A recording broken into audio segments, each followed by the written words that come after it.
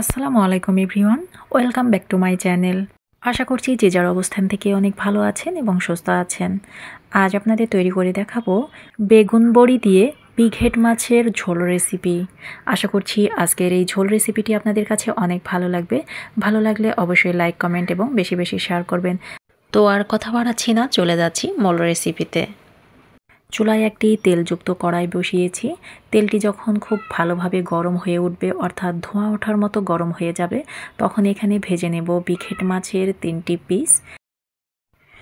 মাছটিকে আমি খুব বেশি নাড়াচাড়া করব না, জাস্ট একবার উল্টে নেব। মাছের এক পাশ ভাজা হয়ে গেছে, আমি অপর পাশ ভেজে নেওয়ার জন্য উল্টে নিচ্ছি। আর দেখতে পাচ্ছেন যে এটা প্যানে লেগে যায়নি, অর্থাৎ তেল যখন ধোঁয়া ওঠার মতো গরম হবে তখন যদি আপনারা মাছটিকে ছেড়ে দেন তাহলে সেই মাছ আর প্যানে লেগে যায় না। যারা এখনও লাইক দেননি বা একটি লাইক দিতে ভুলে গেছেন, প্লিজ একটি লাইক করে পুরো ভিডিওটি জুড়ে থাকবেন। তো আমার মাছটি ভাজা হয়ে গেছে। মাছটি আমি হলুদ আর লবণ দিয়ে মাখিয়ে রেখেছিলাম। তো মাছ ভাজা হয়ে গেছে আর এটি আমি উঠিয়ে নিচ্ছি। আমি এখানে 3 পিস নিয়েছি, কারণ আমরা পরিবারে মাত্র 2 জন সদস্য। আর আমার হাজব্যান্ড সাধারণত একটা তরকারি 2 বার খায় না, যার কারণে 3 পিস নিয়েছি। সেম তেলে আমি দিয়ে দিচ্ছি একটি তেজপাতা, সামান্য পরিমাণ আস্ত জিরা, হাফ কাপ পেঁয়াজ কুচি, একটি শুকনো মরিচ এবং একটি কাঁচা মরিচ। আমি মরিচগুলোকে আস্ত রেখেছি। আমি পেঁয়াজটিকে হালকা কালার পরিবর্তন হওয়া পর্যন্ত ভেজে নেব। দিচ্ছি 4 থেকে 5টি কাঁচামরিচ ফালি। কাঁচামরিচ এভাবে ফালি করে দিলে কাঁচামরিচ থেকে খুব ভালোভাবে ঝাল বের হয়ে আসতে পারে। দিচ্ছি বাটা মশলা 1 টেবিল চামচ। এটা টেবিল চামচ দিয়ে মেপে নিলে 1 টেবিল চামচ হবে। দিচ্ছি 1 চা চামচ উঁচু করে মরিচের গুঁড়া এবং 1 চা চামচ সমান করে হলুদের গুঁড়া। দিচ্ছি হাফ চা চামচ ধনিয়া গুঁড়া। ধনিয়া গুঁড়া কিছুটা লেগে গেছে বাটিতে। তো সবগুলো মশলাকে আমি কিছুক্ষণ ভেজে নেব। যদি আপনি পানি ছাড়া মশলাটাকে কিছুক্ষণ ভেজে নেন এবং পানি দেওয়ার পর মশলাটাকে আবারও কিছুক্ষণ কষিয়ে নেন, তাহলে সেই তরকারি থেকে সুন্দর একটা কালার আসে। দিচ্ছি পরিমাণ মতো পানি, আর এই পানিতে মশলাটিকে আমি খুব ভালোভাবে ফুটিয়ে নেব। দিচ্ছি স্বাদ মতো লবণ। আমি এখানে 1.5 চা চামচ লবণ দিয়েছি। লবণটি অবশ্যই আপনারা আপনাদের টেস্ট অনুযায়ী অ্যাড করবেন। তো আমি কিছুটা নাড়াচাড়া করে নিয়ে ঢাকনা দিয়ে ঢেকে অপেক্ষা করব 2 থেকে 3 মিনিট। ফিরে আসলাম 2 থেকে 3 মিনিট পর, আর দেখতে পাচ্ছেন মশলা থেকে তেল ছেড়ে দিয়েছে। মশলা থেকে তেল ছেড়ে দিলে বুঝবেন যে আপনার মশলা কষানোটি একদম পারফেক্ট হয়েছে। তো আমি এখানে একটি মাঝারি সাইজের টমেটো কুচি দেব। টমেটোটিকে আমি মশলার সঙ্গে খুব ভালোভাবে কষিয়ে নেব। কিছুটা নাড়াচাড়া করে এটা খুব ভালোভাবে সেদ্ধ হওয়ার জন্য আমি ঢাকনা দিয়ে ঢেকে অপেক্ষা করব 2 থেকে 3 মিনিট। আর অপরদিকে আমি চুলায় একটি ফ্রাই প্যান বসিয়েছি, আর তাতে আমি 3টি বড়ি ভেজে নিচ্ছি। যেহেতু আমরা পরিবারে মাত্র 2 জন সদস্য আর একবার শুধু খাবো, যার কারণে আমি এখানে 3টি বড়ি ভেজে নিচ্ছি।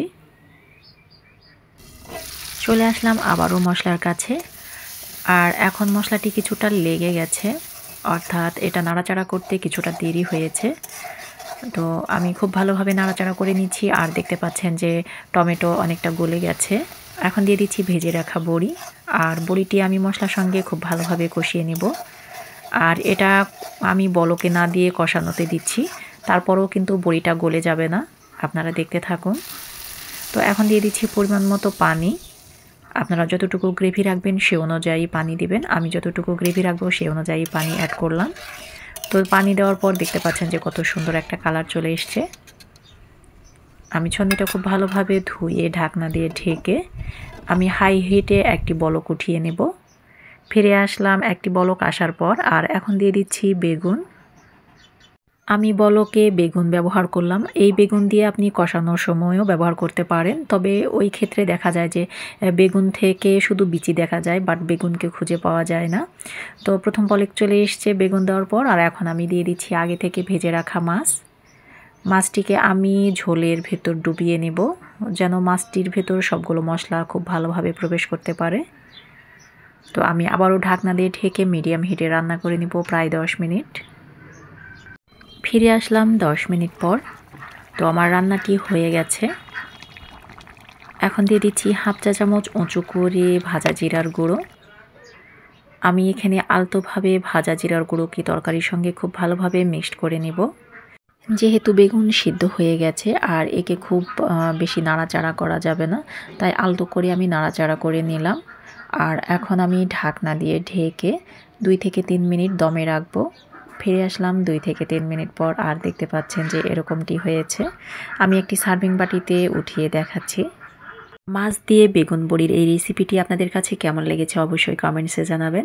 ভালো লাগলে লাইক, কমেন্ট এবং বেশি বেশি শেয়ার করবেন। মনে রাখবেন আপনার একটি শেয়ার হাজারো মানুষের কাছে পৌঁছে দেবে আমার রান্নার রেসিপি। আর এরকম মজার একটি যদি তরকারি থাকে তাহলে গরম ভাতের সাথে আর কিছুই লাগে না।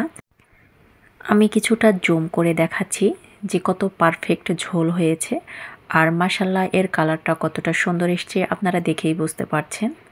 এটা দেখতে যতটা সুন্দর হয়েছে মাশাআল্লাহ খেতে আরও অনেক বেশি টেস্টি ছিল।